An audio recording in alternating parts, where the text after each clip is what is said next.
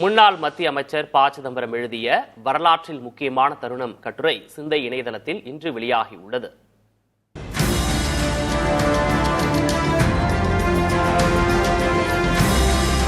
தற்போது இந்தியாவை ஆண்டு கொண்டிருக்கும் பாரதிய ஜனதா கட்சி சீனத்தை ஆட்சி செய்யும் கம்யூனிஸ்ட் கட்சியை போன்றது என்று சிதம்பரம் விமர்சித்துள்ளார். எவ்வளவு முறை முடியுமோ அவ்வளவு முறை தேர்தலில் வெற்றி பெற வேண்டும் என்பது மட்டுமல்ல, எப்போதும் ஆட்சியில் இருக்க வேண்டும் என்பதே பாஜகவின் குறிக்கோள் என்று கட்டுரையாளர் கூறியுள்ளார்.